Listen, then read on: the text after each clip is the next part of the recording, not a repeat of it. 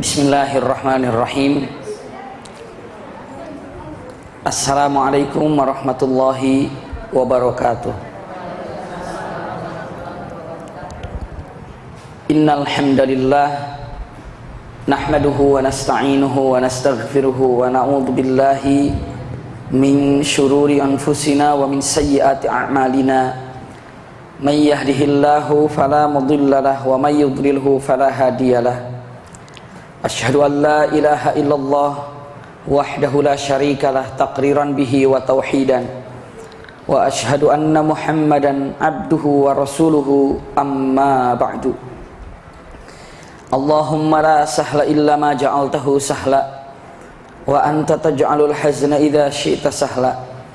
Allahumma inna nas'aluka hubbaka wa hubba man ahabbaka wa hubba amalin yuqarribuna ila hubbika birahmatika ya arhamar rahimin.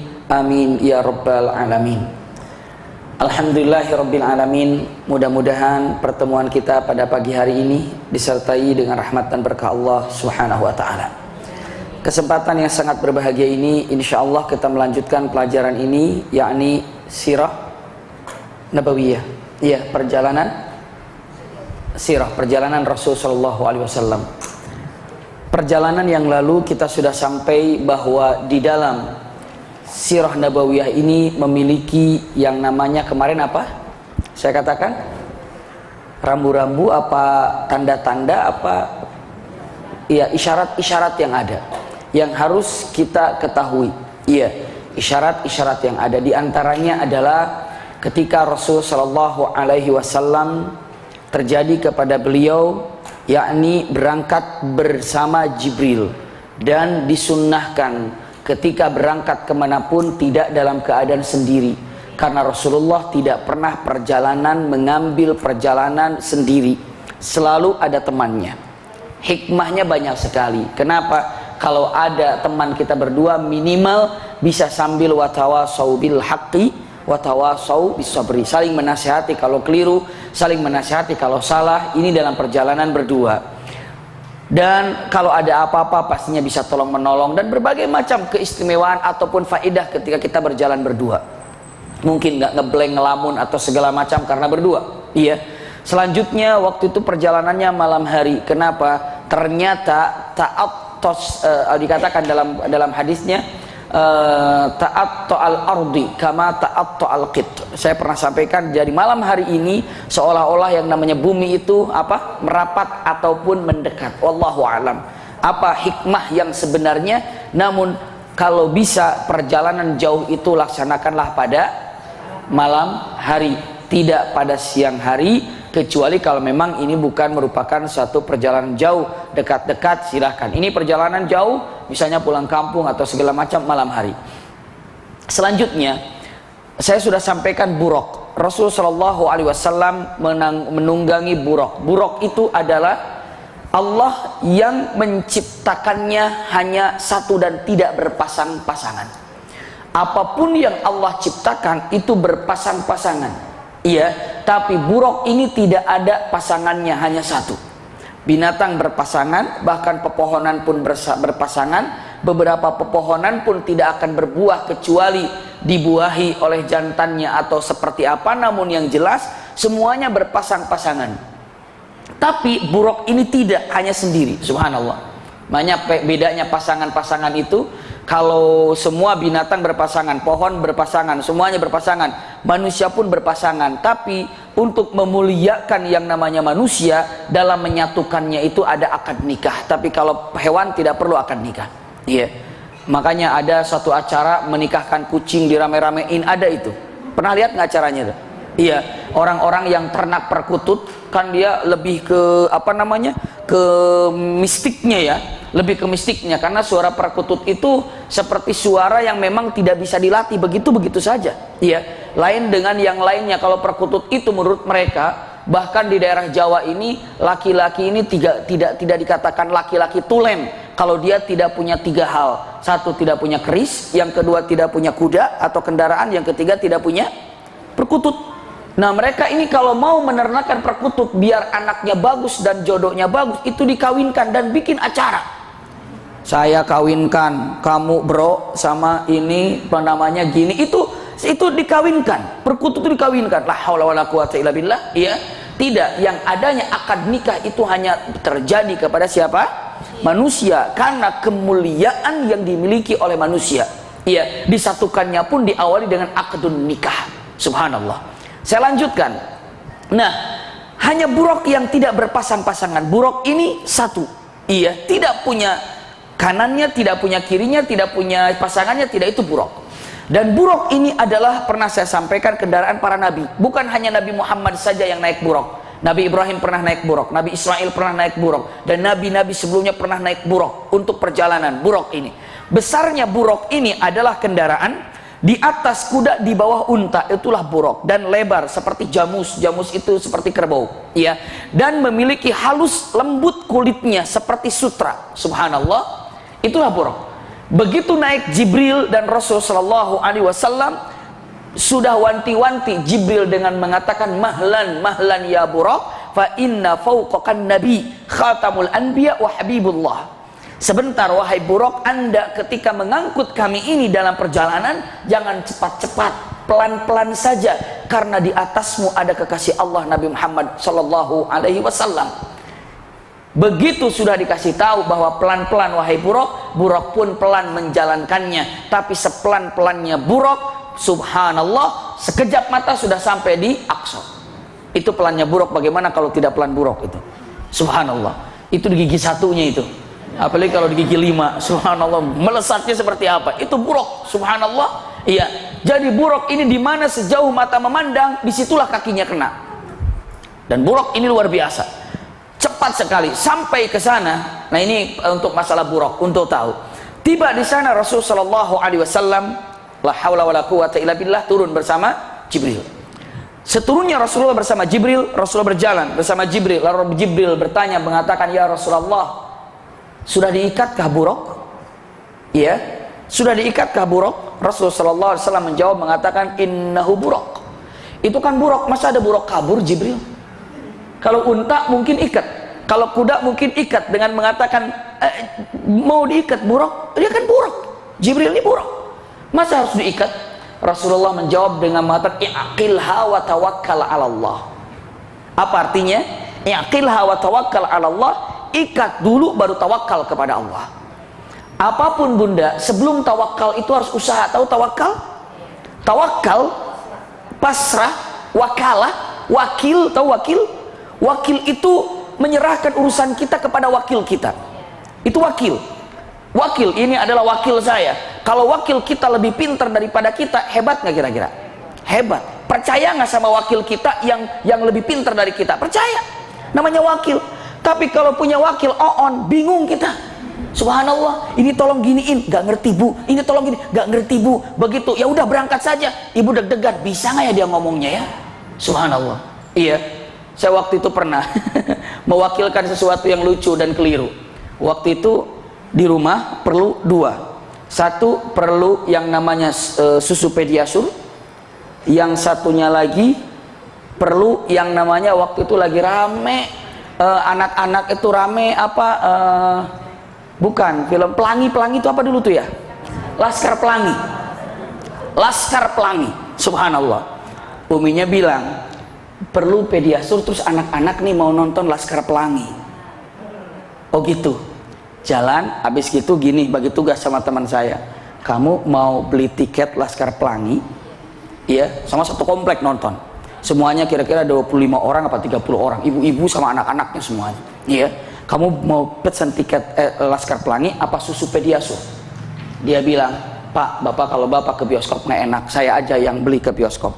Beli apa? Apa namanya? Laskar Pelangi. Tapi saya bilang ragu. Saya ragu kamu ke sana bisa. Saya aja ke sana nggak apa-apa lah. Kamu beli susu. Saya langsung tempat bioskop beli Laskar Pelangi. Teman saya berangkat ke beli susu pediasur supermarket. Begitu saya datang, dia sudah asik di mobil uncang-uncang ini. Wah, udah beres. Pak, maaf, susu Laskar Pelangi tidak ada. Saya bilang, aduh, Pak maaf Pak, susu Laskar Pelanginya tidak ada. Nggak ada, bukan susu Laskar Pelangi, yang ada susu Pediasur, tapi dia ingetnya Laskar Pelangi. Subhanallah. Nah kalau kita punya wakil bisa berantakan. Subhanallah. Susu Laskar Pelangi, sekalian aja saya balikin. Iya, saya alhamdulillah dapat film Pediasur. Sampai hari ini saya masih ingat kisah itu. Kenapa? Kalau keliru seperti itu bingung. Kalau keliru seperti itu jadi bingung. Subhanallah, kenapa bisa begitu? Nah, ini adalah kalau kita ingin mewakilkan, usaha dulu. Usahanya apa? Kalau orang itu tidak pandai berbicara, coba kamu ngomongnya begini ya, kamu ngomongnya, bisa jadi salah kan wakil kita omongannya kan? Subhanallah, bayangkan kalau misalnya ibu ini mewakilkan kepada yang lebih ahli. Tenang apa tidak? Tenang. Apakah ada yang lebih ahli dan lebih amanah daripada Allah? Tidak ada. Wakilkan semua kepada Allah. Kadang-kadang kita ini lebih percaya kepada manusia ketimbang kepada Allah. Mewakilkan kepada manusia seolah-olah lebih top ketimbang mewakilkan kepada Allah. Padahal wakilkan apa-apa kepada Allah, namun sebelumnya harus ada apa? Usaha. Yaqilha wa tawakkal 'ala Allah. Artinya ikat dulu, setelah ikat baru Anda tawakal kepada Allah Subhanahu wa taala. Masya Allah. Ikat baru tawakal kepada Allah Subhanahu wa taala. Jangan mentang-mentang itu buruk dan mentang-mentang ini adalah kendaraannya para nabi, tidak kabur, tetap harus diikat dan tawakal.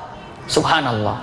Iya, ikat dulu. Jadi kita pun kalau tawakal, saya tawakal aja kepada Allah. Terus gimana? Duduk aja di rumah. Rizki, nggak usah, tawakal saja pada Allah. Nggak bisa. Cari dulu. Usaha dulu baru tawakal. Iya, kalau orang tawakal tanpa usaha itu bohong namanya. Iya, bohong namanya. Lalu usaha tanpa tawakal itu juga apa? Siap-siap putus asa. Pokoknya yang namanya doa, usaha, tawakal ini rangkaian yang tidak bisa dilepaskan. Selama doa, misalnya gini, mana duluan? Doa dulu, usaha dulu, apa tawakal dulu? Bareng bila perlu semuanya dikerjakan. Ketika kerja tetap doa, tetap doa. Ketika kerja tetap tawakal, tetap tawakal. Ketika tawakal tetap doa, tetap doa. Ketika tawakal tetap kerja, tetap kerja. Tiga ini tidak bisa dipisahkan antara doa, usaha dan tawakal. Subhanallah. Orang banyak keliru dengan mengatakan enggak saya mah udah bisa saja saya tawakal. Kerja belum. Tawakal itu harus diawali dengan kerja ataupun usaha. Subhanallah. Saya tawakal, usahanya udah dapat belum? Kalau belum usaha Anda tidak tawakal. Tapi apa? Itu putus asa. Iya. Rasul sallallahu alaihi wasallam ini kan buruk ya Jibril, i'qilha wa tawakkal 'ala Allah. I'qilha artinya ikat baru tawakal kepada Allah. Subhanallah. Jadi poin yang selanjutnya, nasihat sebelum kita ini apa? Sebelum kita ini bertawakal harus apa dulu? Usaha. Usaha. Sampai kapan usaha ini dikerjakan? Sampai Anda tidak ada rasa bosan untuk usaha. Jadi masalahnya usaha itu, yang menghalangi usaha itu apa? Bosan atau putus asa. Selagi tidak putus asa, teruskan. Siapa tahu di akhir kesuksesan itu dapat.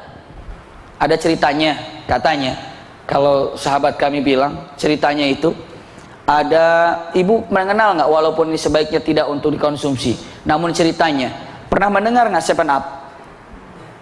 Pernah minum 7up? Iya. Itu bikin racikannya pertama kali gagal, kedua kali gagal, ketiga kali gagal, keempat gagal, kelima gagal, keenam gagal, akhirnya dia buang hasil daripada, padahal idenya dari dia. Akhirnya yang keenam dia buang, nggak usah lah. Kenapa? Saya gagal terus sudah keenam. Temennya mencoba yang ketujuh berhasil, jadilah 7up. Iya, jadi yang ketujuh. Jadi up itu artinya apa? Bahasa Inggrisnya apa artinya? Up artinya apa bahasa Inggrisnya? Up. Di atas, ya, dibilang up nggak bisa, dibilang up aja. Bangkit, yang ketujuh bangkit, berhasil. Makanya kadang-kadang kita sudah mulai percobaan, justru keberhasilan ada di ke-8. Kalau seandainya yang 7 gagal, yang ke-8 berhasil, tidak jadi 7up, namanya jadi apa? 8up. Subhanallah. Ini kan ceritanya. Kadang-kadang kita sudah merasa kalah dengan percobaan ke-1, ke-2, ke-3. Ini kenapa anak saya nggak mau berubah? Kenapa istri saya nggak mau berubah? Kenapa suami saya nggak berubah? Insya Allah dengan keyakinan yang ada dan doa dan usaha dan tawakal bisa berubah di ujung daripada apa? Di ujung daripada usaha. Dan kita tidak tahu. Iya. Dan kita tidak terus. Makanya dengan mengatakan jangan khawatir Allah tidak mengabulkan usaha bunda, tapi khawatirlah kalau bunda punya rasa putus asa. Yang dikhawatirkan oleh bunda tuh takut putus asa, bukan takut tidak berhasil. Itu bunda. Ibu ketika berusaha, yang ditakutin apa? Takut tidak berhasil, apa takut putus asa? Biasanya punya rasa takut tidak berhasil. Karena takut tidak berhasil itu suudzon yang ada, maka jadilah tidak berhasil. Iya. Yang ditanamkan, ya Allah saya takut putus asa, saya tanamkan saya untuk selalu kuat, untuk selalu kuat. Kalau datang dalam tubuh ini ataupun keinginan ini selalu kuat, maka apapun rintangannya bisa. Tapi kalau sudah takut tidak berhasil, tidak berhasil. Subhanallah, saya takut untuk tidak putus asa. Begitu juga dalam doa. Ibu jangan takut doa tidak dikabulkan oleh Allah. Yang harus ditakuti adalah ibu bosan dalam berdoa. Seperti itu. Jangan takut tidak berhasil, yang harus ditakuti itu adalah putus asa dalam usaha. Subhanallah. Iya. Maka tawakal, setelah doa dan usaha, tawakal. Tawakal, doa, usaha itu adalah tiga yang tidak boleh dipisahkan. Masuklah Rasulullah SAW bersama Jibril. Allahu Akbar. Saya buka satu-satu saja. Kalau ada hikmah langsung saya sampaikan. Kalau ada bila dibilang rumus ya saya sampaikan. Masuklah, Masya Allah, Jibril alaihissalam bersama siapa? Rasulullah. Kata Rasulullah SAW dengan mengatakan, wallahi, demi Allah, ketika aku masuk ke Aqsa, ma ra'aitu shibron makanan farikha, aku tidak melihat tempat kosong dalam satu jari ini. Dalam satu jari ini ataupun satu jengkal. Jadi tidak ada tempat kosong untuk menyimpan tangan satu jengkal ini. Karena apa semuanya? Penuh dan terisi. Sehingga aku masuk ke depan itu tidak bisa begini jalannya. Tapi harus apa? Miring gini. Jadi miring gini, akhirnya bisa sampai ke depan. Saking apanya? Saking penuhnya. Sampailah Rasulullah SAW ke dalam atau paling depan. Begitu sampai ke depan Rasulullah SAW, ternyata penuhnya di situ adalah penuh dengan orang-orang yang Rasulullah tidak mengenalnya. Kumpul di situ, padat semuanya. Rasulullah bertanya dengan mengatakan, man haula ya Jibril? Man haula ya Jibril? Siapa mereka ya Jibril? Jibril menjawab mengatakan, innahum al-anbiya war rasul ya'tuna liyastaqbilunak. Subhanallah. Ya Rasulullah, mereka itu adalah para nabi dan para rasul. Datang ke Aqsa sengaja untuk menyambut kedatanganmu. Subhanallah. Nabi dan Rasul hadir semuanya. Nabi dan Rasul hadir semuanya. Kenapa? Karena Nabi dan Rasul diperintahkan oleh Allah untuk turun ke bumi menyambut kedatangan Rasul SAW di Aqsa. Di Aqsa. Subhanallah. Rasul melihat ini Nabi dan Rasul semuanya hadir di sana. Iya. Lalulah Jibril mengatakan kata-kata yang sangat indah dan luar biasa. Beliau mengatakan, as-salatul jami'ah, as-salatul jami'ah, artinya salat berjamaah, salat berjamaah. Kalau dulu sebelum ada azan dan qomat, kalau ngajak salat itu demikian, as-salatul jami'ah. Maka terjadi kalau salat Idul Fitri, salat Idul Adha pakai qomat apa tidak? Tidak. Pernah salat Idul Fitri nggak?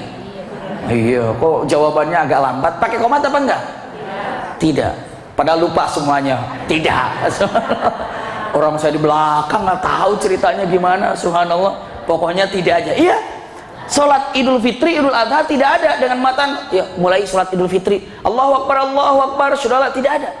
Qomat itu hanya dikomandangkan untuk salat 5 waktu. Tapi dulu sebelum ada iqamah dan sebelum ada azan, kalau mau melaksanakan apa tadi? Salat itu tidak pakai qomat, tapi pakai apa? Kata-kata salatul jami'ah, as-salatul jami'ah, salat berjamaah. Salat berjamaah kapan azan itu adanya? Azan itu adanya di Madinah. Sebelumnya panggilan salat dengan mengucapkan as-salatul jami'ah, as-salatul jami'ah. Sampai hari ini kalau ada salat berjamaah tanpa diawali dengan adzan dan qomat karena bukan sholat 5 waktu, ucapan panggilannya dengan as-sholatul jami'ah. Sholat gerhana, qomat? Tidak. Pernah sholat gerhana? Sholatlah gerhana. Nanti malam nggak ada gerhana, jadi nggak sholat. Iya. Jadi, kalau sholat gerhana, kalau ada sholat gerhana baru ada gerhana bulan atau gerhana matahari silakan. Ya. Jadi berdirinya sholatul jami'ah, barulah sholat. Sholatul jami'ah, silakan. atau ditambah salatul jami'ah li'idil fitri, silakan. Salatul jami'ah li'idil adha, salatul jami'ah lil khusuf, atau salatul jami'ah lil kusuf, silakan. Iya, itu adalah salatul jami'ah. Begitu Jibril mengatakan salatul jami'ah yarhamukumullah, semuanya para nabi baris seperti saf yang biasa kita lakukan dalam sholat, bersaf-saf. Setelah itu Rasulullah pun masuk dalam saf tersebut. Rasulullah mengira yang akan jadi imam itu adalah mungkin siapa nabinya, atau mungkin Nabi Ibrahim, mungkin Nabi Musa, itu ulul azim, mungkin Nabi Isa, iya, dan beliau itu memang belum wafat dan hidup, atau mungkin Jibril. Tapi tidak ada satupun yang maju.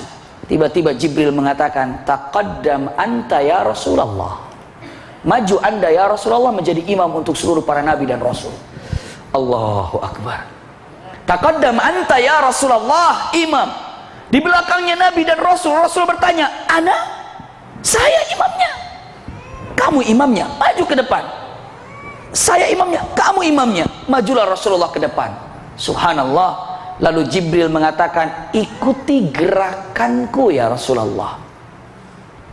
Jibril di depan, iya. Rasulullah langsung mengatakan, Allahu Akbar. Semua para nabi di belakangnya, Allahu Akbar. Subhanallah. Salat berjamaah dicontohkan oleh Jibril, dan Rasulullah melihat Jibril gerakannya, dan Rasulullah menjadi imamnya, dan semua para nabi dan para rasul menjadi makmumnya mengikuti gerakan sholat yang dilakukan Rasulullah, persis yang sekarang kita dapatkan gerakannya. Siapa di depannya? Jibril.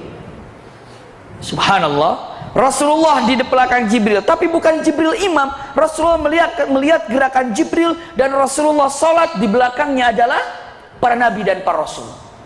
Ada hikmah di sini. Hikmah pertama, simpan baik-baik. Allahu Akbar, bunda, yang harus diketahui. Hikmah yang pertama, mungkin 3 atau 4 hikmah nanti kita buka dalam peristiwa ini. Pertama, tidak ada tempat di muka bumi ini yang pernah dijadikan berjamaah para nabi dan para rasul kecuali Aqsa. Bisa dipahami bunda? Apakah di Masjidil Haram Makkah pernah jamaah nabi dan rasul? Di situ pernah? Tidak. Di mana lagi? Di tempat-tempat di Tursina pernah? Juga tidak. Tapi di Aqsa inilah para nabi dan para rasul yang jumlahnya sekitar 124.000 nabi dan rasul kumpul di situ, berjamaah di situ, sujud di situ, dan itu adalah tempat reuninya para nabi dan para rasul, dan sholat sujud bareng kepada Allah di tempat itu. Allahu Akbar. Aqsa. Disitulah menjadi Aqsa ini berkah. Berkah itu ada 3 tempat yang memiliki keberkahan yang ada di muka bumi ini. Satu adalah Mekah. Mekah itu berkah karena ada rumah Allah di situ. Al-Quran menegaskan dengan kalimatnya, Inna awwala baitin wudi'a linnasi lalladzi bi Bakkata mubarakah. Mekah berkah. Yang kedua, Madinah berkah. Karena apa? Karena di situ adalah tempat yang dicintai oleh Rasulullah, atau di situ ada makbar Rasul sallallahu alaihi wasallam, karena di situ ada doa Rasul sallallahu alaihi wasallam, Allahumma barik bi Madinata subhanallah bi barakaini li Makkah. Ya Allah, berkahi kota Madinah ini 2 kali lipat daripada berkahnya Mekah. Doa Rasul sallallahu alaihi wasallam. Yang ketiga, berkah Aqsa. Kenapa Aqsa berkah? Subhanalladzi asra bi 'abdihi lailam minal masjidil harami ilal masjidil aqsa alladzi barakna haulahu. Kenapa Aqsa ini berkah? Jawabannya karena di situ tempat kumpul sujudnya para nabi dan para rasul. Allahu Akbar. Kenapa Aqsa itu berkah ya? Di situ tempat kumpulnya nabi dan rasul. Kumpul apa? Sujud. Pada siapa? Pada Allah. Luar biasa. Tidak ada tempat buqatul ard, tidak ada sepetak tanah yang pernah menjadi kumpulnya para nabi dan di situ sholat berjamaah kecuali di Aqsa. Inilah sampai hari ini dikatakan Masjidil ataupun Al-Quds, suci. Iya, tempat-tempat yang mana tempat kakinya para nabi ngumpul di situ. Masjidil Aqsa luar biasa, Bunda. Yang sekarang selalu peperangan di sana selalu ada. Kesulitan selalu ada di sana. Tapi pastikan bangkitnya Islam nanti di tanah itu. Syria, iya, di daerah Syam. Syam itu mencakup dari Aqsa ke Syria. Itu adalah kekuatan Islam nanti akan hadir di sana. Sekarang terlihat mereka paling lemah, tapi justru di sana paling kuat. Kenapa? Anak-anaknya sudah terbiasa dengan dengar suara meriam, dengan suara senapan segala macam. Maka kalau terlatih seperti itu, anak-anaknya akan jadi apa? Kokoh, luar biasa. Sebab kenapa? Terbiasa di kampung ataupun terbiasa di kota, beda hasilnya. Saya punya keluarga tinggal jauh sekali di daerah Banten sana. Tinggal daerah Banten. Subhanallah, kalau mau ke rumahnya beliau itu, ke rumah keluarga saya itu, melewati kali yang cukup lebar. Dan kali itu sangat lebar, itu dipakai berenang anak-anak kecil. Anak-anak kecil itu usianya mungkin 4 tahun, 5 tahun, kerpak. Di sungai itu. Anak itu datang kemari, si kecil itu, keluarga itu diajak renang di kolam renang. Yang dalam itu, di Telaga Golf itu kan ada kan? Itu anak kecil 4 tahun. 3 tahun, anak kecil usia 3 tahun kecemplung sampai awas, tiba-tiba dia keluar senyum sampai semua nanya, dia bilang ini kursus di mana? Saya bingung jawabnya. Kursus di mana ini anak? Subhanallah. Jadi dia ini cukup ke dalam, yang di atas saya kalau di situ mungkin seidung lah gitu ya. Tapi begitu anak ini masuk ke dalam, indahnya seperti apa? Ikan naik ke atas, jalan ke atas, jalan ke atas, sampai orang-orang nanya, ya nggak, hebatnya anak, kursus di mana, kursus di mana? Saya juga bingung, ini kursus di mana ini? Ibunya ketawa-ketawa aja. Wah, kenapa? Beda kebiasaan dia di sana. Cuma sayang, dia nggak tahu, dikiranya semuanya dalam, padahal ada yang cetek loncat juga kejedot hidungnya. Nah, bedanya begitu. Darah ininya, udah tahu dia cuma segitu, loncat jebuk gitu. Karena dia tidak tahu, dia kira semuanya dalam, karena airnya bening. Subhanallah. Nah, di Aqsa ini kebiasaan terdengar desingan peluru, bom segala macam, maka kokoh anaknya, iya kan? Mungkin sekali kita mendengar suara bum begitu saja kita kaget, tapi kalau sudah di Aqsa sudah biasa, dan ini dipelajari dan terbiasa oleh anak-anak. Subhanallah, terbiasa dengan anak-anak seperti itu. Jadi pastikan insya Allah kemenangan diawali dari sana. Kenapa? Mereka yang sudah tidak cengeng anak-anaknya. Subhanallah. Sementara anak-anak kita sibuk dengan itu dan ininya, ini dan itunya, tapi mereka sibuk dengan apa? Luar biasa. Makanya di sana aib. Kalau dalam satu rumah tidak ada yang hafal Quran, itu aib. Di Aqsa itu kalau dalam satu rumah tidak ada yang hafal Quran, aib. Jadi anak-anak itu digiring seluruh untuk menghafal Quran, menghafal Quran. Masya Allah. Seperti itu. Saya lanjutkan.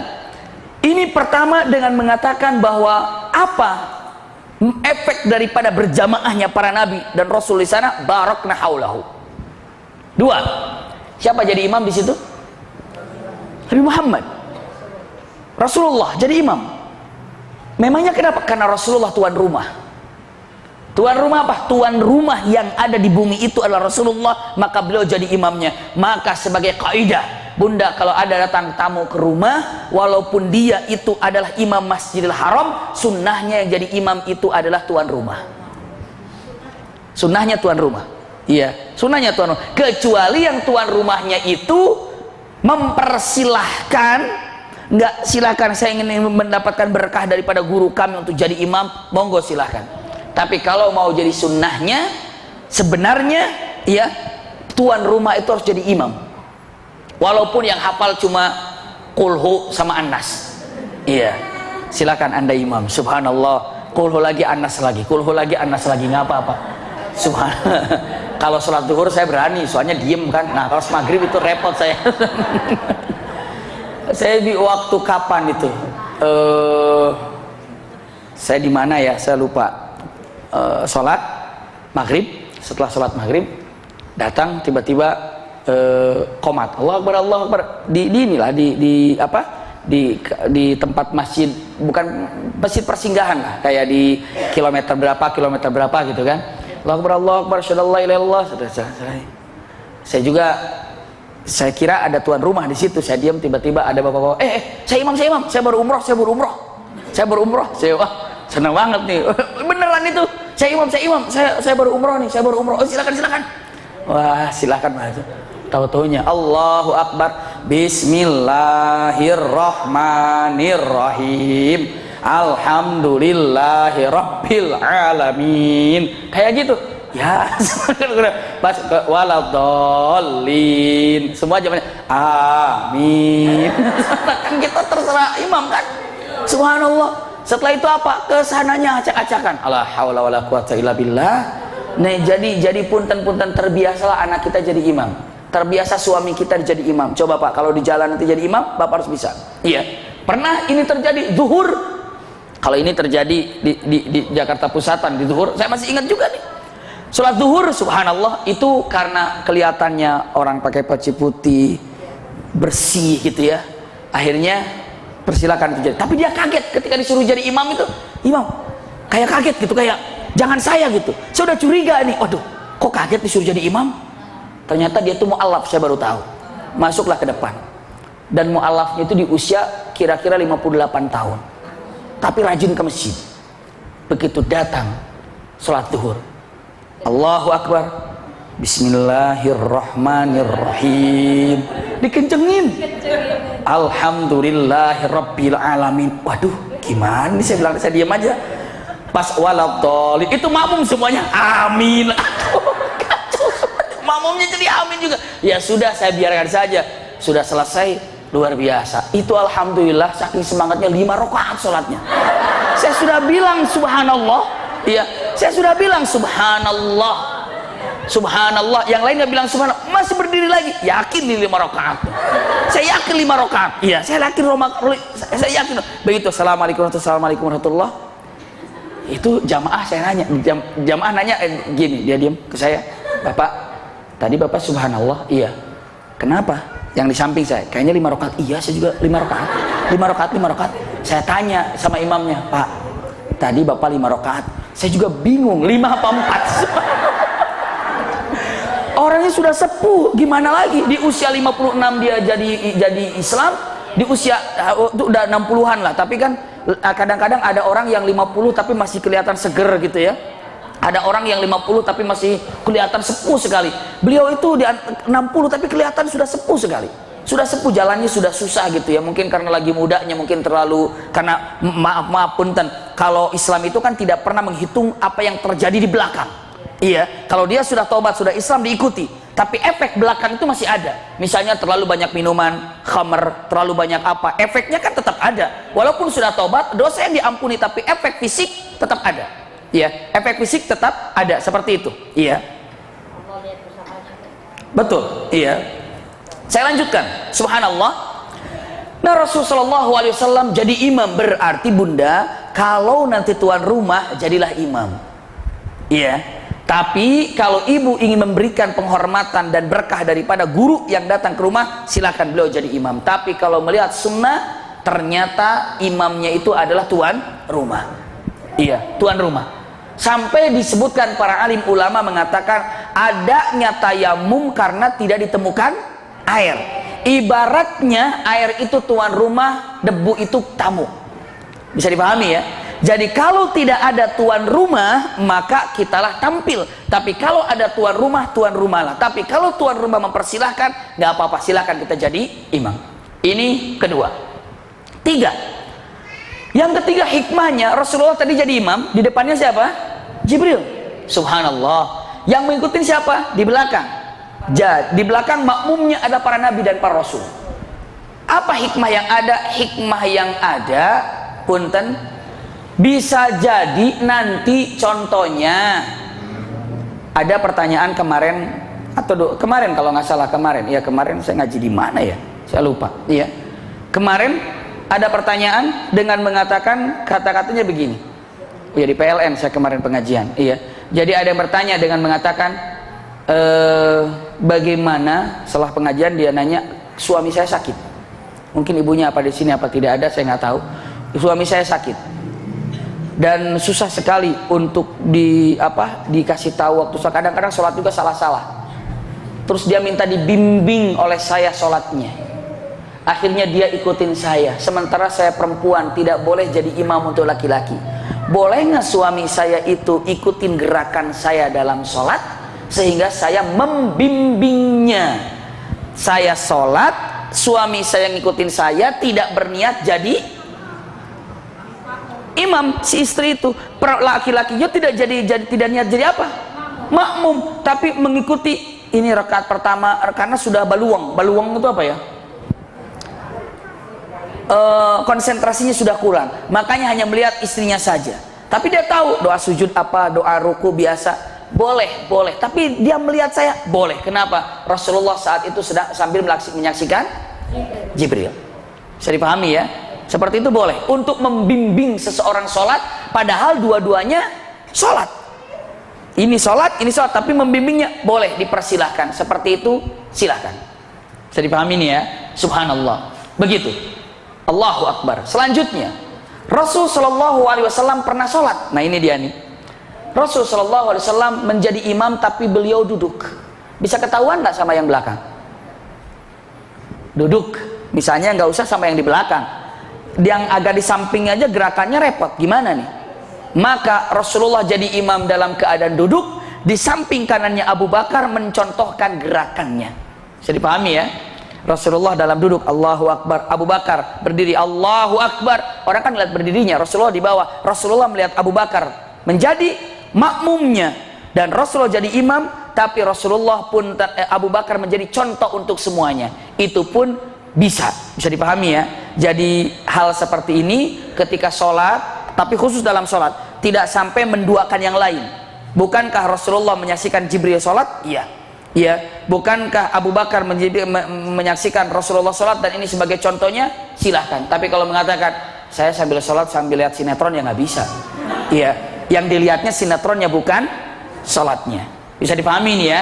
Jadi hal seperti ini boleh suatu saat kalau orang tua kita sholat, ataupun orang tua laki-laki, maksudnya kalau perempuan kan masih bisa berjamaah. Tapi kalau untuk laki-laki, baik itu suami, baik itu anak yang sudah besar, ataupun yang namanya orang tua kita mau sholat karena mereka laki-laki, maka kita bisa menjadi contoh di depan. Itu adalah hikmah yang ketiga. Subhanallah. Selesai sholat, Allahu Akbar. Kenapa? Yang keempat nih, hikmah yang keempat. Tadi baru ketiga ya. Keempat, kumpul di sana. Seolah-olah para nabi kumpul di Aqsa saat itu jumpa dengan Rasulullah, bukan hanya untuk menyambut kedatangan Rasulullah saja, tapi apa? Menyerahkan tongkat estafet perjuangan para nabi kepada Rasulullah Shallallahu Alaihi Wasallam. Ini penting bunda, lihat, pegang baik-baik. Nabi Musa jadi nabi dan rasul kan? Setelah Nabi Musa wafat, ada nggak perintah kewajiban bagi umat Nabi Musa untuk berdakwah? Tidak. Saya ulangi lagi. Umat Nabi Isa, setelah Isa alaihissalam diangkat, apakah ada kewajiban untuk umat Nabi Isa berdakwah? Tidak. Umat Nabi Sulaiman, umat Nabi Ibrahim, umat Nabi Yusuf, umat Nabi selanjutnya, ketika nabinya wafat, apakah diberi kewajiban untuk umatnya berdakwah? Tidak. Tapi umat Nabi Muhammad setelah Rasulullah wafat, umatnya diberikan kewajiban untuk berdakwah. Bisa dipahami bunda? Makanya Rasulullah mengatakan bahwa al-ulama warathatul anbiya, dan para ulama itu adalah pewarisnya para nabi. Pewaris daripada apa? Kewajiban para nabi. Kewajiban para nabi. Kalau seandainya begitu Nabi Musa wafat, apakah ada kewajiban untuk berdakwah umatnya? Tidak. Yang melanjutkan apa? Nabi lagi. Yang melanjutkan Nabi lagi. Setelah Nabi Muhammad wafat, sudah selesai dakwahnya? Setelah Rasulullah wafat, dakwah selesai apa tidak? Tidak. Siapa yang melanjutkan? Umatnya. Umatnya diberikan kewajiban. Maka dalam Al-Quran, kuntum khairu ummatin ukhrijat linnasi ta'muruna bil ma'ruf, subhanallah, wa tanhauna 'anil munkar. Anda ini menjadi umat yang paling baik di antara umat-umat yang lain. Saya ulangi lagi. Al-Quran, Anda ini menjadi umat yang terbaik di antara umat-umat yang lain. Dibandingkan dengan umat yang lain pun, Anda ini menjadi umat yang terbaik. Umat apa? Umat Muhammad terbaik. Iya. Apa penyebab umat Muhammad menjadi terbaik? Karena diperintahkan untuk berdakwah. Subhanallah. Karena dakwah kita menjadi baik. Karena dakwah kita ini menjadi tinggi derajatnya. Kalau manusia hidup di muka bumi ini tanpa dakwah, ambles derajatnya. Derajat kita tinggi karena kita dakwah. Dakwah dengan ilmu yang kita miliki. Dakwah dengan akhlak yang kita punya. Maka usikum wa iyaya nafsi bitaqwallah. Allah tinggikan derajat umat Muhammad karena apa? Dakwah. Dan semua para nabi kumpul di sana seolah-olah mengatakan, ya Rasulullah, aku titipkan bumi ini kepadamu, bereskan bumi ini, lalu atur bumi ini. Subhanallah, seolah-olah semuanya tongkat estafet perjuangan diserahkan kepada siapa? Rasulullah SAW. Dari mulai Nabi Adam, Nabi Syis, Nabi Idris, Nabi Nuh, Nabi Hud, Nabi Saleh, semuanya menyerahkan tongkat estafet kepada Rasulullah SAW untuk dijaga dan diatur bumi ini. Oleh siapa? Rasulullah saja, bukan. Sama siapa? Umatnya. Punten bunda, saya sampaikan, bumi ini hanya diatur, sebenarnya yang dapat rapih mengurus bumi ini adalah orang-orang mukminin, mukminat, muttaqin saja. Pegang dulu baik-baikin. Iya, ngeri sekarang ini dengan punten, tanpa mengira rasa hormat, tanpa bermaksud apa-apa. Ngeri sekarang ini dengan apa?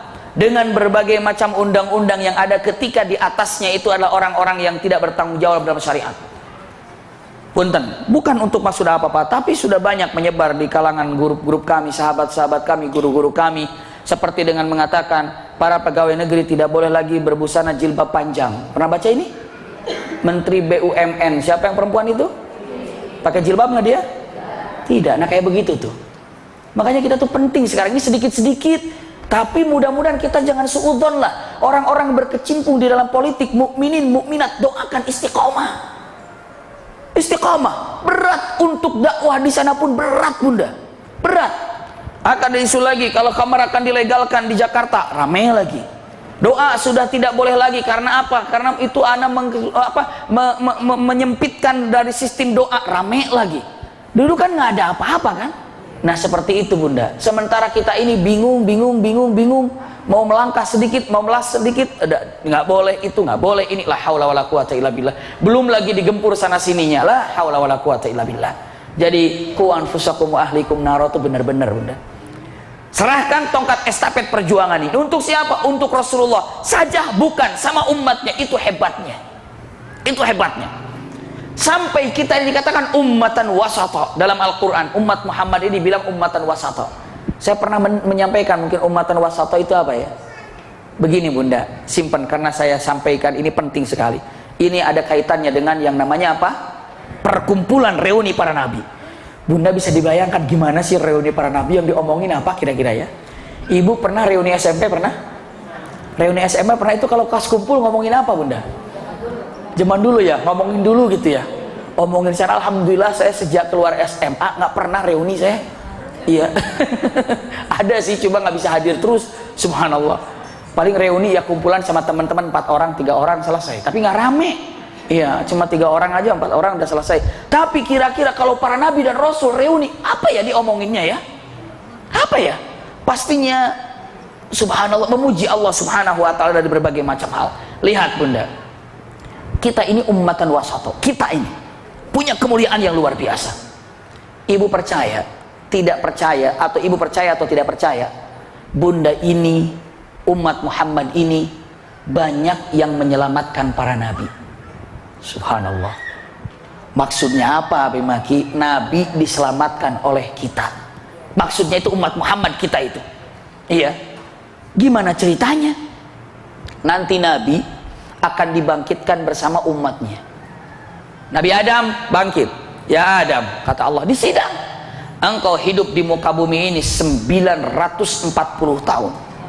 Engkau membawa menyandang kenabian dan kerasulan. Apakah telah disampaikan dakwah kepada cucu-cucu kalian selama engkau hidup di muka bumi ini? Ya, saya sudah sampaikan untuk tauhid kepada Allah. Subhanallah. Bangkitkan umat Nabi Adam, bangkit umat Nabi Adam semuanya. Ditanya lagi, hai umat Nabi Adam, kalian bersaksi Adam ini sebagai Nabi dan Rasul? Semua umat Nabi Adam menjawab, kami bersaksi beliau adalah Nabi dan beliau telah menyampaikan apa-apa yang telah diwajibkan untuk disampaikan syariat Islam. Karena umatnya bersaksi, Nabi Adam, benar Adam, engkau telah melaksanakan tugas kenabianmu. Selesai. Semua Nabi ditanya begitu, benar. Daud, Abiyullah Daud dibangkitkan. Wahai Daud, anda hidup di muka bumi sekian tahun dengan membawa kenabianmu dan kerasulanmu. Apakah engkau telah jalankan tugas ini? Sudah ajak umat untuk beriman. Sudah, bangkitkan umatnya. Hai umat Nabi Daud, apakah engkau bersaksi beliau adalah Nabi? Umat Nabi Daud mengatakan, ya, kami bersaksi beliau adalah Nabi. Selamat Nabi Daud. Tapi yang digambarkan dalam hadis Rasulullah, umat Nabi Nuh. Nuh alaihissalam, engkau adalah seorang nabi yang dakwahnya 950 tahun. Benarkah kau 950 tahun dakwah? Nabi Nuh menjawab, ya Rabb, aku nabi dan aku rasul utusanmu. Aku telah berdakwah kepada kaumku 950 tahun. Subhanallah. Kau telah menyampaikan yang hak, sudah sampaikan yang hak. Kau sudah sampaikan yang batil untuk dijauhi, sudah saya sampaikan. Saya bangkitkan umatmu, wahai Nuh. Dibangkitkan umat Nabi Nuh. Ketika ditanya, wahai umat Nabi Nuh, apakah kalian bersaksi kalau dia ini Nabi dan Rasul? Umat Nabi Nuh jawab, saya nggak kenal dia ya Allah. Siapa dia? Saya nggak tahu dia, nggak kenal dia. Siapa dia ya Allah? Dia itu nabimu, bukankah dia selalu mengajak kepadamu dalam kebaikan dan beribadah kepada Allah? Umat Nabi Nuh jawab mengatakan, nggak ngerti saya, nggak tahu dia. Siapa dia? Tapi coba ingat-ingat wajahnya. Orang umat Nabi Nuh mikir. Oh, ingat si wajahnya, tapi dia nggak pernah ngajak berkebaikan. Dia nggak pernah. Emang sih dia hidup di zaman kita ini, ya kan? Iya kan? Punten. Itu umat Nabi Nuh di akhirat aja bandel. Di akhirat aja ngeyel, astagfirullah. Dia kira mungkin ini Allah bisa disogok kayak di dunia. Semua pengadilan mungkin. Tapi apa yang terjadi? Tidak bisa. Allah katakan, ya Nuh, lihat apa yang terjadi. Umatmu tidak ada yang mengakui terhadap kenabianmu. Kamu mau apa sekarang? Mana saksi? Harus ada saksi di pengadilanku ini. Mana saksinya kalau engkau itu Nabi telah berdakwah 950 tahun? Mana saksinya? Nabi Nuh menjawab, ya Rabb, aku ingin mendatangkan saksi selanjutnya. Siapa? Umat Nabi Muhammad. Subhanallah. Umat Nabi Muhammad, panggil umat Nabi Muhammad yang tahu sejarah Nabi Nuh. Di antaranya yang hadir, mungkin bunda semua hadir nanti. Subhanallah. Wahai umat Muhammad, apakah kalian bersaksi kalau Nuh ada seorang nabi dan rasul dan berdakwah selama 950 tahun? Tanpa ragu kita menjawab mengatakan, ya Rabb, kami saksi kalau Muhammad ini ada, kalau Nuh alaihissalam ini adalah sebagai nabi dan rasul yang telah berdakwah 950 tahun. Masya Allah. Lalu Allah tanya, bukankah zamanmu berbeda? Beda nggak? Jauh nggak? Jauh banget. Gimana anda bisa menyaksikan kenabian dia sementara hidupmu jauh di masa setelah Nuh alaihissalam wafat? Ibu jawab apa nanti, ayo? Iya itu gimana ya ceritanya? Jangan begitu nanti, Bu. Ada tuh, tahu saya juga waktu itu pas itunya sih kayak gak denger jawabannya di Rumil tuh. Saya waktu itu gara-garanya, ibu tahu, ya Rabb, kami beriman, kami menjadi saksi karena engkau yang telah mengisahkannya di dalam Al-Quran. Dan karena Nabi telah menyampaikan kisah ini, maka kami tidak menyaksikan, tapi keimanan pula yang membuat aku menjadi saksi kalau Nabi Nuh itu adalah Nabi. Cek. Bismillah. Minum. Jadi kita yakin tidak bisa menyaksikan, tapi kita yakin apa yang dikatakan Al-Quran benar. Maka aku bersaksi dengan kebenaran Al-Quran ini firmanmu. Apa yang dikatakan Al-Quran, kami siap menjadi saksinya. Bisa dipahami, Bunda? Seperti itulah keagungan yang ada. Persis seperti seorang laki-laki namanya Abu Khuzaimah Al-Ansari. Jadi Rasulullah belanja nih di tempat Yahudi. Rasulullah bilang, saya perlu barang ini, boleh nggak? Oh, ini sudah ada yang booking, tapi saya perlu kayak begini nih. Boleh, besok saya pesan lagi. Harganya berapa? Misalnya nih, harganya 5.000. Nah, sudah deh, besok saya pesan ya 5.000 ya. Kasihlah 5.000 untuk mendapatkan barang ini besok. Ibu pernah begitu nggak tuh? Pernah kan? Iya. Oke, 5.000 ya. Iya. Barang yang seperti ini, iya, iya. Pergi Rasulullah.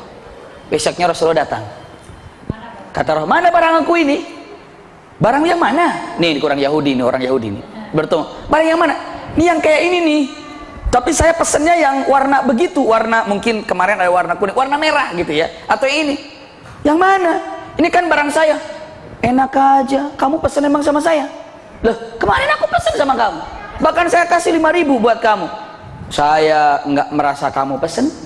Saya nggak ngerasa kamu kasih 5.000. Enggak. Tapi kalau kamu mau nih barang saya jual 7.000. Kurang ajar nggak tuh? Ini barang satu-satunya, kalau kamu mau 7.000 deh, ambil. Tambah lagi 2.000, ambil ini barangnya. Rasulullah bilang, aku kemarin sudah bayar 5.000 dan aku sudah pesan yang ini. Orang Yahudi bilang, tidak bisa, kalau kamu kekeh begitu mana saksinya? Mana saksinya? Rasulullah nggak ada orang. Tiba-tiba seorang laki-laki dengan mata, ada apa ya Rasulullah? Ini nih, saya beli kemarin.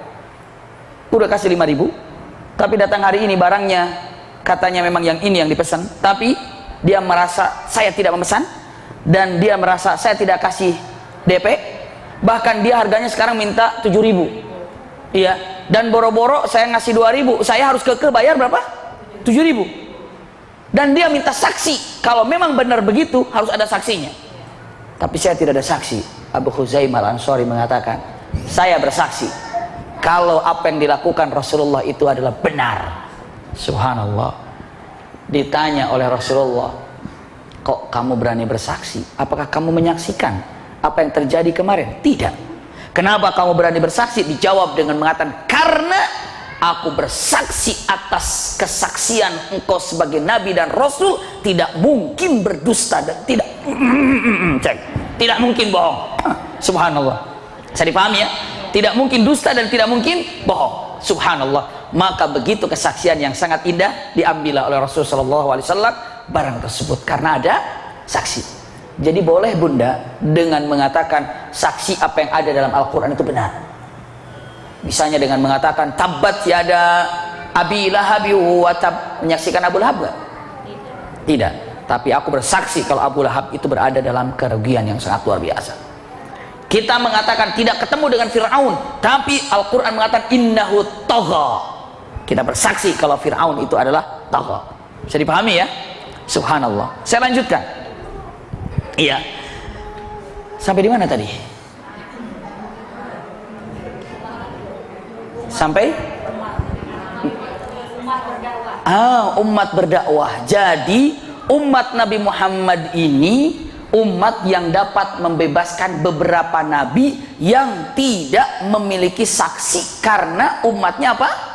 Bandel, ngeyel, bandel, nggak mau jadi saksi, dibebaskan oleh umat Muhammad. Hebatnya bunda, ini keuntungan dan keistimewaan umat Muhammad.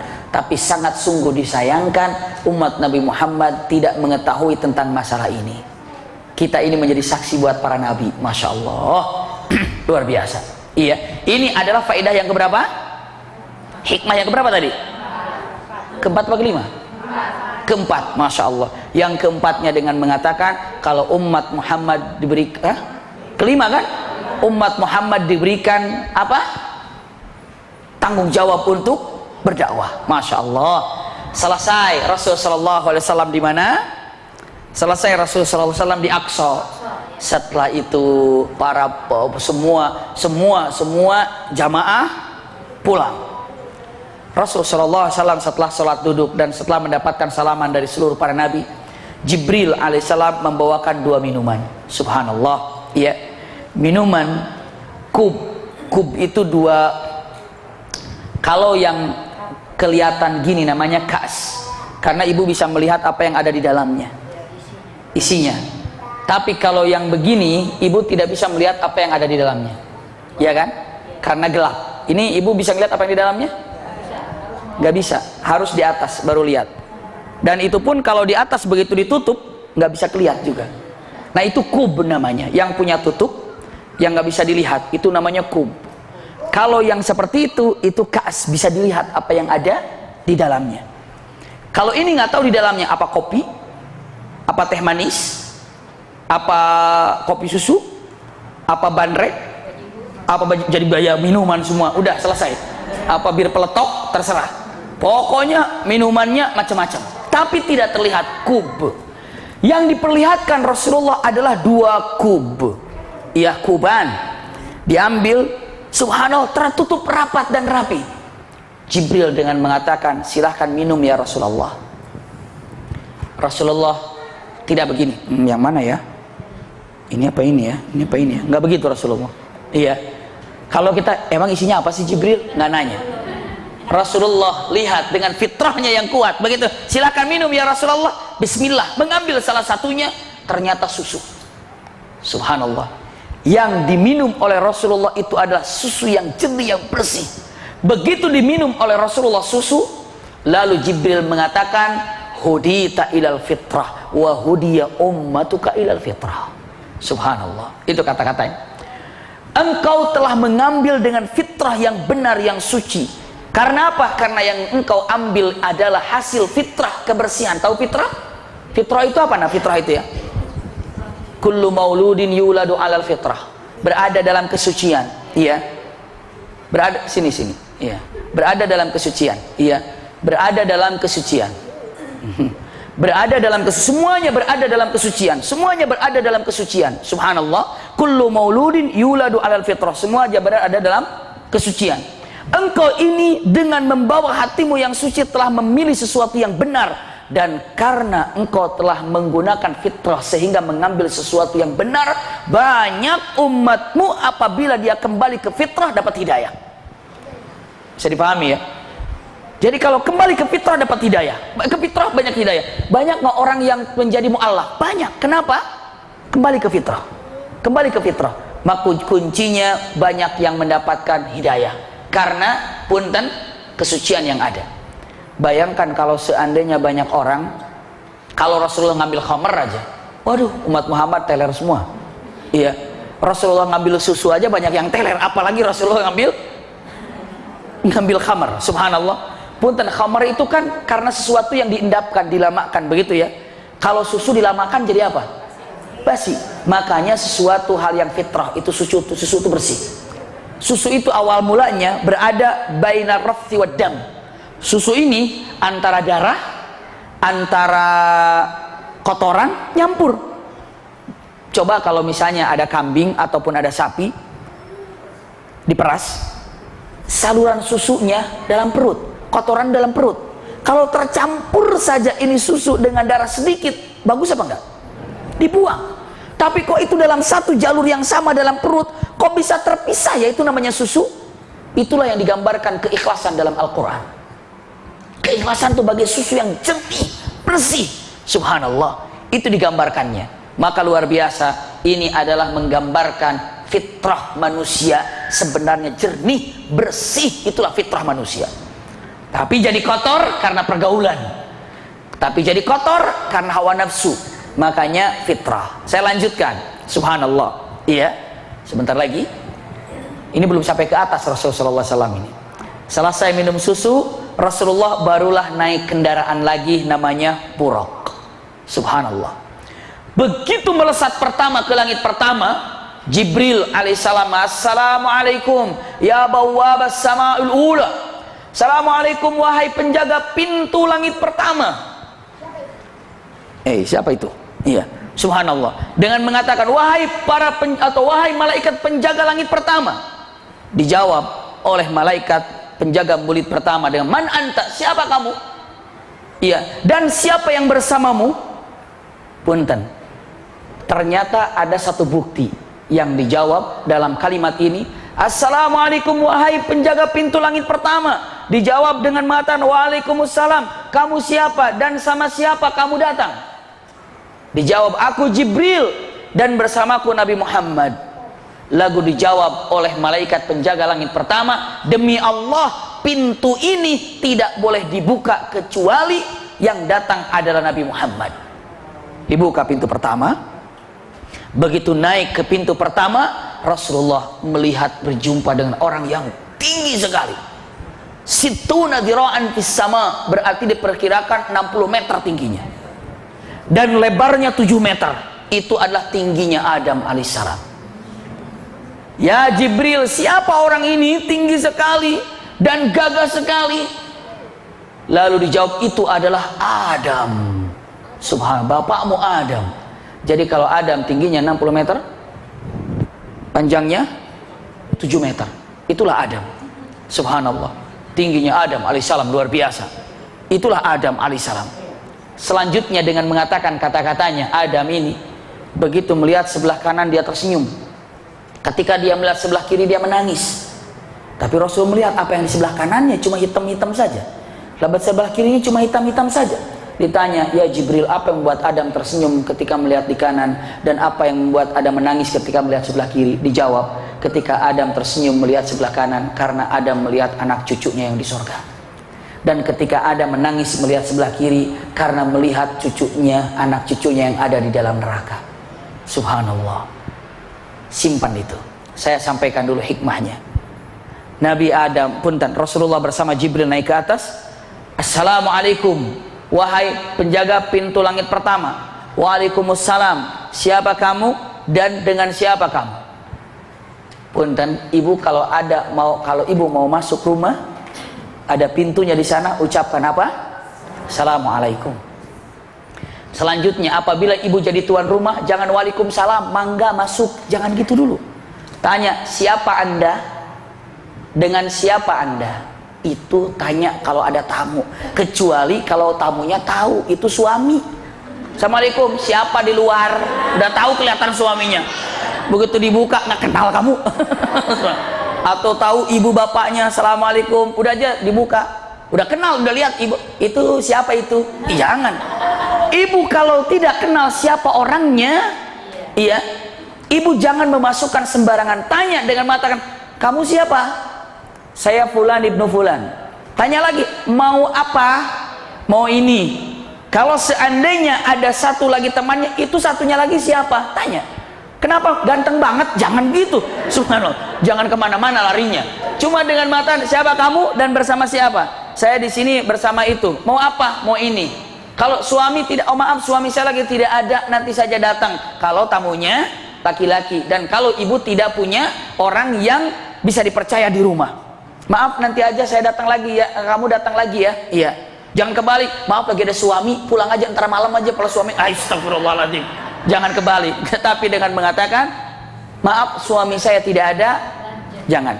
Maaf suami saya tidak ada, pergi. Iya, nanti saja. Fa idza qala rji'una farji'u. Kalau lagi bertamu disuruh pulang, pulanglah. Jangan menerima tamu yang bukan muhrim saat suami tidak ada. Iya. Kalau seandainya orang tua nggak apa-apa, yang muhrim nggak apa, tapi kalau itu tidak. Apalagi teman daripada suami atau sama, istri juga, suami juga sama. Siapa? Oh maaf istri saya lagi nggak ada ya, nanti aja datangnya, sama. Iya. Mumpung istri nggak ada, jangan. Subhanallah, naudzubillah. Iya. Jadi pertanyaannya, siapa kamu? Bersama siapa? Tambah mau apa? Itu harus ditanya. Itu adab, dan tidak boleh menyebutkan saya tapi sebutkan namanya. Bila perlu lebih lengkap, siapa kamu? Saya adalah Ibrahim dari Cinere. Sebutkan. Iya. Perluannya adalah ini, silakan. Jangan mengatakan siapa luar? Saya. Siapa kamu? Saya. Siapa? Saya. Itu terjadi kepada Rasulullah, dan Rasulullah marah. Ketika ada ketuk, assalamualaikum. Rasulullah tanya, siapa di luar? Ana ya Rasulullah. Siapa di luar? Ana ya Rasulullah. Ana, kata Rasulullah. Ana, saya. Sebutkan namamu, baru disebutkan Fulan ibnu Fulan. Oh iya. Jadi Rasulullah ketika mengatakan saya itu dengan kata-kata nada yang tidak suka. Iya. Maka sebutkan namanya. Berarti itu sudah diajarkan ada bapak bertamu. Subhanallah. Bayangin dalam Isra Mi'raj sudah saya beberapa hikmah tadi. Hikmah. Kalau bunda nanti sudah merangkum hikmah dalam Isra Mi'raj, udah berapa itu dari mulai perjalanan berangkat sampai ke tempat apa ini? Sampai ke tempat yang mana? Sampai ke tempat yang namanya kelihatan Nabi Adam alaihissalam. Berjumpa dengan Nabi Adam. Setelah itu naik lagi ke atas. Tiba di langit kedua seperti tadi, assalamualaikum. Ya. Ya bawabas sama tsani, para penjaga langit kedua. Waalaikumsalam, siapa kamu dan bersama siapa? Aku Jibril, bersama Nabi Muhammad. Oh, Nabi Muhammad. Dibuka pintunya, naik lagi. Di langit kedua berjumpa dengan Nabi. Siapa? Nabi yang berteman ketika di dunia dekat sekali, Nabi Yahya dan Nabi Isa, atau Nabi Isa dan Nabi Yahya. Rasulullah jumpa dengan Nabi Isa. Rasulullah ditanya, ya Rasulullah, bagaimana Isa wajahnya? Rasulullah menjawab, Isa alaihissalam wajahnya putih kemerah-merahan. Jadi kalau orang saking putihnya ada bintik-bintik merah, iya. Lalu rambutnya panjang, selalu terlihat basah, seperti kayak minyak, terlihat basah. Terus agak bongkok begini, jadi tidak tegak begini, tapi agak begini. Apabila dia berjalan, to'a ra'sa. Kalau dia berjalan, goyang rambutnya. Itulah Isa alaihissalam. Subhanallah. Rasulullah SAW mengatakan itulah Isa alaihissalam. Dari Isa bin Maryam. Rasulullah jumpa dengan Isa alaihissalam. Isa alaihissalam ada di langit berapa? Kedua. Subhanallah. Naik lagi ke atas. Assalamualaikum, seperti tadi. Langit ketiga jumpa dengan siapa? Yusuf alaihissalam. Berjumpa dengan Yusuf alaihissalam. Ini dalam hadis-hadis Rasulullah SAW. Jumpa dengan Yusuf alaihissalam. Begitu lihat Nabi Yusuf, Rasulullah kagum dan kaget dengan mengatakan kata-katanya, laqad utiya li Yusuf syatrul jamal. Allah telah memberikan kepada Yusuf alaihissalam setengah daripada keindahan yang ada di dunia ini.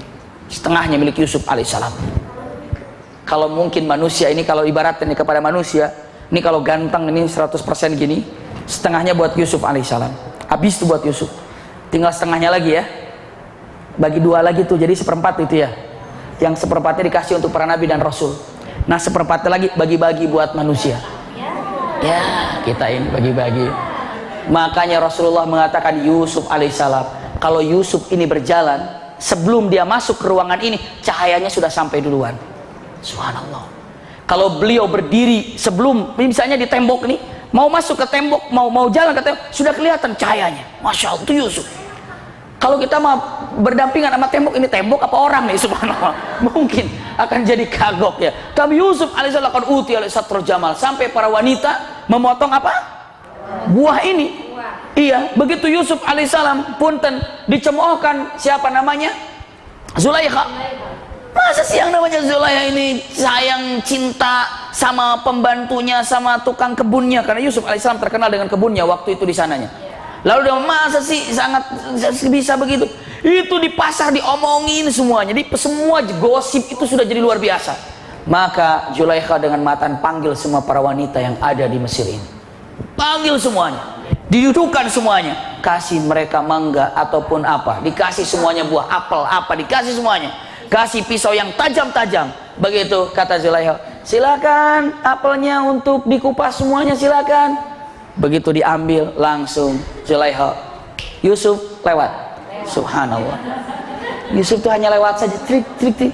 Semua melihat sambil mengatakan, Hasyallah, innahu malakun karim. Ya Allah, betapa indahnya, sesungguhnya ini bukan manusia, tapi malaikat yang turun ke bumi. Wa qatta'a aydiyakunna. Wa qatta'a itu bukan satu kali, tapi wa qatta'na, berulang-ulang. Subhanallah, berulang-ulang. Wa qatta'na, tidak wa qata'na, tapi wa qatta'na. Dalam Al-Quran berarti wa qatta'na, terulang-ulang. Terulang-ulang tangannya. Begitu selesai lewat, langsung Zulaikha dengan mengatakan, lihat tangan kalian, tidak ada satupun yang tidak berdarah. Semuanya berdarah. Kalian baru sekali melihat Yusuf sudah berdarah. Saya tiap hari lihat Yusuf. Mana tahan, subhanallah. Saya tiap hari lihat Yusuf. Bagaimana Anda baru sekali saja begini? La haula wala quwata illa billah. Jadi sampai mengatakan ini adalah Yusuf yang begitu indah dipandang. Sekarang saya tanya Bunda, Yusuf begitu gagahnya dan begitu indah untuk dipandang, apalagi yang menciptakan Yusuf? Siapa? Allah. Dan Bunda akan menyaksikan Allah kelak di surga. Yusuf nggak ada apa-apanya dibandingkan Allah Subhanahu wa taala. Yusuf juga kepikiran Allah kayak gimana. Yusuf alaihissalam saya berbuat kagum semuanya, apalagi ketika melihat Allah Subhanahu wa taala dengan mengatakan apa? Allahumma antas salam wa minkas salam wa ilaika ya'udus salam. Allahu Akbar. Keindahan di dunia ini nggak ada apa-apanya dibandingkan Yusuf, dan keindahan Yusuf tidak ada apa-apanya dibandingkan dengan keindahan ru'yatullah. Subhanallah. Naik ke atas, berjumpa dengan Nabiullah Idris alaihissalam. Idris alaihissalam di langit keempat. Kenapa? Karena wafatnya pun Idris di langit keempat. Nabi yang wafatnya tidak di bumi, Idris. Idris kok wafatnya tidak di bumi? Tidak. Di mana Idris wafatnya? Idris alaihissalam wafatnya di langit keempat. Dia nongol datang ke langit keempat, dan Allah cabut nyawanya di langit keempat atas perintah Allah kepada malakul maut. Kok bisa Idris wafat di langit keempat? Bulan depan kita lanjutkan. Iya. Jadi bulan depan masih Nabiullah Idris dari keempat. Setelah itu Nabi Harun, lalu Nabi Musa, Nabi Ibrahim, baru nanti mencium masyitah, wanginya masyitah. Lalu Rasulullah SAW berjumpa dengan Allah di Sidratul Muntaha, lalu diperintahkan sholat 5 waktu. Jadi perintah ataupun kisah Isra Mi'raj ini baru sampai tiba di langit keempat dan berjumpa dengan Nabiullah Idris. Namun ada keistimewaan Nabi Idris. Apa yang membuat beliau sallallahu alaihi wasallam wafat di langit keempat? Ini saja dapat saya sampaikan. Iya. Ada ada ini apa namanya? Ada yang minta didoakan. Beberapa hal. Yang pertama, ada yang sedang dalam keadaan sakit. Iya. Ada yang sedang sakit. Semoga Allah berikan kesehatan kepada siapapun yang dalam keadaan sakit. Di sini ada Bapak Susanto, tetangga yang baru meninggal. Oh, ini meninggal ya, Bapak Susanto ini meninggal. Kalau ada yang sakit mungkin di jamaah ada juga yang akan diperiksa matanya, Ibu Bunda Cipta yang hadir nggak di sini, mungkin beliau dalam keadaan sakit. Semoga biasanya suka hadir di sini ya, Ibu Cipta yang suka hadir di majelis ini, semoga Allah berikan kesehatan kepada beliau, kelancaran diperiksa matanya juga. Kenapa untuk yang sakit siapapun semoga Allah berikan kesehatan. Untuk Bapak Susanto yang baru meninggal tadi pagi, semoga Allah berikan ampunan kepadanya. Juga untuk ibunda sahabat kami tercinta, beliau tinggal di Bintaro, Kang Adrian atau Kang Dudut sering disebutnya, meninggalnya di Bandung. Hajah Dr. Hanariah Wahyu, usia 77 tahun, tadi wafat jam 1 malam. Iya, semoga yang dipanggil oleh Allah Subhanahu wa taala diberikan kenikmatan di akhiratnya, juga bagi keluarganya diberikan kesabaran, dan kita pun diberikan kenikmatan dan kesabaran saat beribadah pada Allah Subhanahu wa taala. Allahumma shfina washfihim anta syafi la shifa illa shifauka shifaan la yughadiru saqama wa la haula wa la quwwata illa billahil aliyil azim. Allahumma ighfir lahum warhamhum wa'afihim wa'fu anhum. Allahumma ighfir lahuma warhamhuma wa'afihima wa'fu anhuma wa akrim nuzulahum wa wasi' madkhalahum wa la hawla wa la quwwata illa billahil aliyil azim. Rabbana atina min ladunka rahmatan wa hayyi lana min amrina rasyada. Rabbana atina fid dunya hasanah fil akhirati hasanah wa qina adzabannar. Subhana rabbika rabbil izzati amma yasifun wa salamun alal mursalin walhamdulillahi rabbil alamin.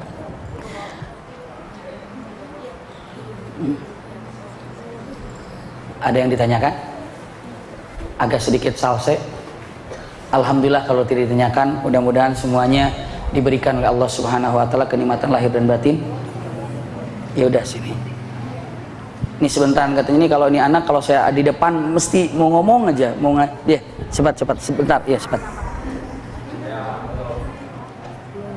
Oh iya mau ngaji, sok.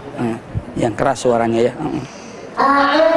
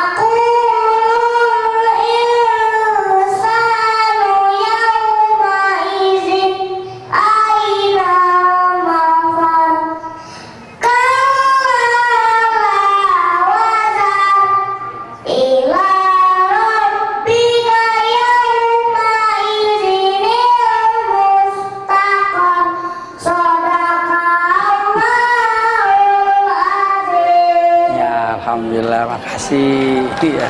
Syukran. Alhamdulillah. Doanya mudah-mudahan bisa cepat hafal suratul Qiyamahnya. Baru nambah setiap hari mungkin berapa ayat begitu. Mudah-mudahan bisa jadi hafal Quran nanti. Amin ya rabbal alamin. Terakhir ada kertas di sini baru datang, bagaimana pandangan Islam dalam asuransi. Asuransi. Satu, yang pertama dengan mengatakan khilafiyah para alim ulama tentang masalah asuransi. Iya, tolong pahami saja asuransi ini. Apabila Bunda berpendapat oke, silakan laksanakan. Kalau Bunda belum menerimanya, jangan juga memaksakan. Jadi memang dari dulu ada khilafiyah ulama tentang masalah asuransi. Ada yang membolehkan dan ada yang tidak membolehkan. Tapi kalau mau lebih lanjut untuk mempelajarinya, silahkan pelajari yang membolehkan apa alasannya, yang tidak membolehkan apa alasannya. Namun apabila ibu, nah ini nih, dalam satu perusahaan begitu masuk harus diasuransi, berarti ibu tidak bisa berpikir untuk tidak bisa, maka haruslah ikut di situ karena merupakan peraturan di perusahaan itu. Ataupun mungkin ada isu kalau di Jakarta, bukan Jakarta, di Indonesia ini harus ikut apa?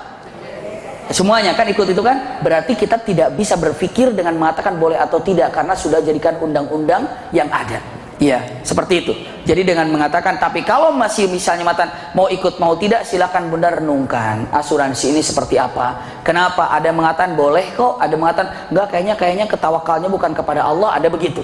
Iya, ada yang merasa tertolong, ada juga merasa capek. Ada sahabat kami, alhamdulillah saya ada asuransi saat dalam keadaan begini dan begini. Ada juga yang mengatakan ini gara-gara asuransi saya sakit melulu nih.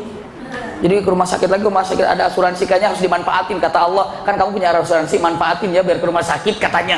Ada berpendapat gitu. Jadi saya tidak memberikan halal atau haram. Kenapa demikian? Karena dua pendapat ini para alim ulama sangat luar biasa. Dengan menyebutkan yang haram punya alasan, yang halal punya alasan. Namun yang saya berikan satu pandangan, seandainya masuk dalam sebuah perusahaan atau satu hal yang ada yang harus dalam asuransi, misalnya perusahaan itu atau negara itu, maka tidak bisa kita tolak, kita ikuti dalam peraturan itu. Kalau tidak bisa tidak bisa berpikir ulang seperti itu.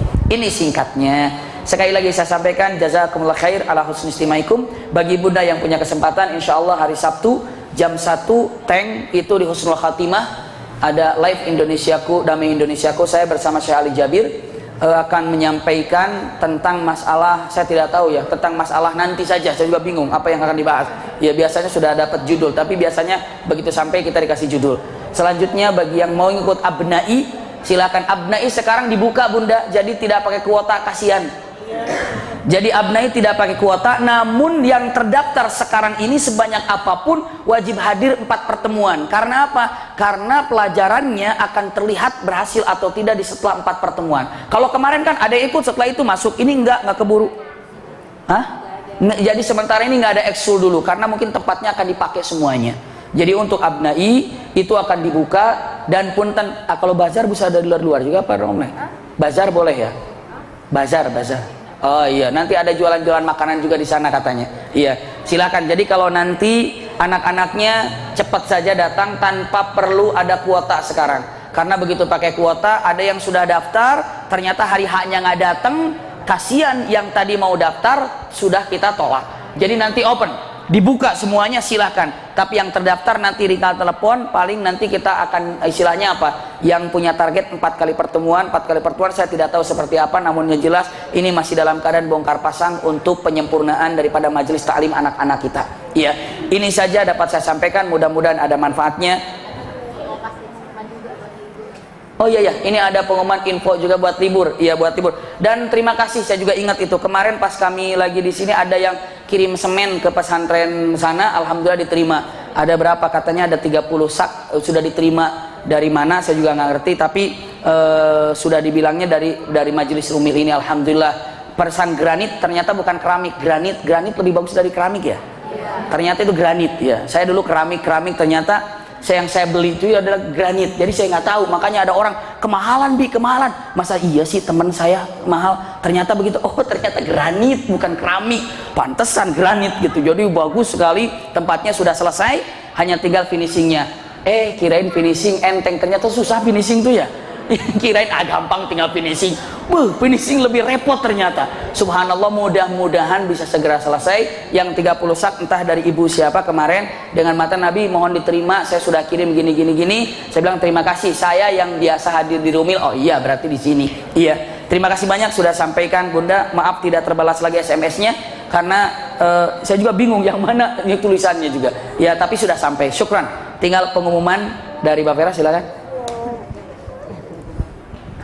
Assalamualaikum ibu-ibu, teman-teman semua. Saya mau sedikit umumkan bahwa insya Allah besok kajian terakhir di tahun 2014 itu dengan Ustaz Anda Wazir. Setelah itu kita mulai hari Sabtu tanggal 20 sampai tanggal 14 Januari kita libur. Kembali lagi kita akan masuk mulai kajian di kelas Abi hari Kamis tanggal 15 Januari ya Abi.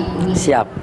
Jadi tanggal 20 Desember sampai 14 Januari Rumil libur, dan kita harapkan insya Allah kita bisa bertemu kembali dengan ibu semua di tahun 2015 dengan lebih banyak keimanan dari kita semua, insya Allah, amin.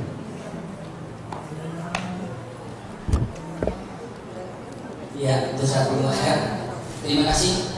Sama-sama kita tutup dengan kafaratul majlis. Subhanakallahumma wa bihamdika asyhadu an la ilaha illa anta astaghfiruka wa atubu ilaika walhamdulillahi rabbil alamin. Assalamualaikum warahmatullahi wabarakatuh.